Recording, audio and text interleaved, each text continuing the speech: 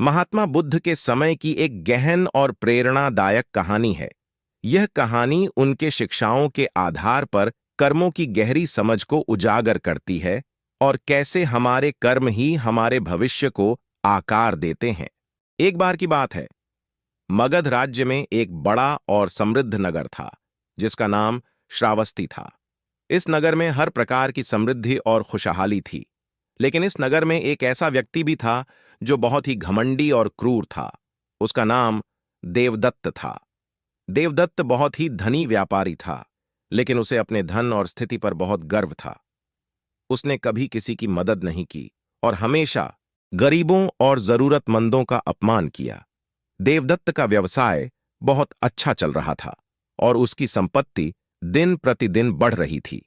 वह अपने व्यवसाय में इतना व्यस्त रहता था कि उसे दूसरों के दुख दर्द की कोई परवाह नहीं थी। वह हमेशा अपने धन और सत्ता का दुरुपयोग करता था और अपने कर्मचारियों के साथ भी बुरा व्यवहार करता था। एक दिन एक बूढ़ी औरत जिसका नाम सुमति था, देवदत्त के पास आई। वह बहुत ही गरीब थी और उसे अपनी बेटी की शादी के लिए धन की आवश्यकता थी। उसने देवदत्त से मदद की गुहार लगाई, लेकिन देवदत्त ने उसे दुत्कार दिया और उसकी गरीबी का मजाक उड़ाया। सुमति ने आंसुओं के साथ कहा, देवदत्त, एक दिन तुम्हें भी अपने कर्मों का फल मिलेगा। समय बीतता गया। एक दिन महात्मा बुद्ध श्रावस्ती नगर में आए। उनके आगमन की खबर सुनकर लोग बड़ी संख्या में उन्हें सुनने और उनसे मिलने के लिए एकत्रित हुए। बुद्ध के साथ उनके शिष्य भी थे और उनमें से एक प्रमुख शिष्य आनंद ने लोगों को बताया कि महात्मा बुद्ध के उपदेश सुनने से जीवन में शांति और समृद्धि आती है।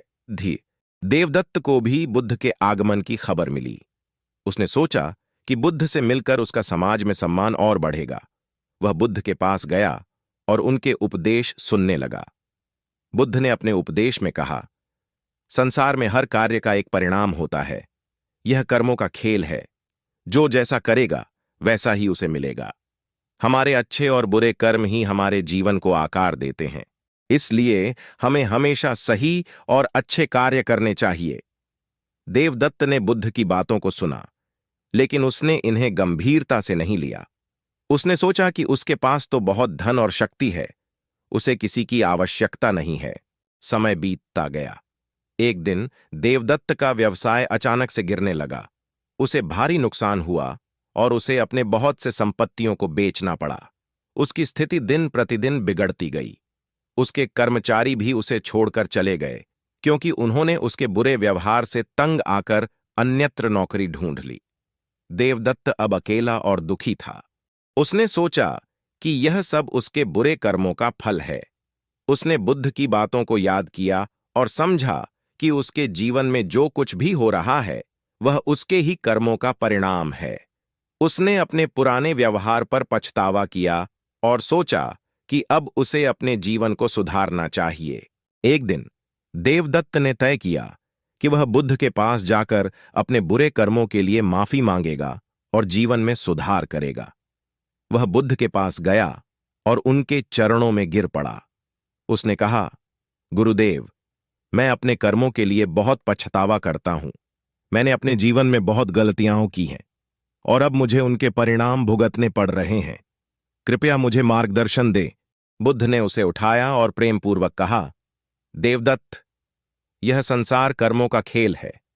जो जैसा करेगा वैसा ही उसे मिलेगा, लेकिन यह कभी भी देर नहीं होती है अपने जीवन को सुधारने के लिए। यदि तुम सच्चे मन से पश्चाताप करते हो और अच्छे कर्मों का मार्ग अपनाते हो तो तुम्हारा जीवन फिर से सुखमय हो सकता है। सच्ची माफी और सुधार का रास्ता अपनाओ और अपने पुराने कर्मों का प्रायश्चित करो।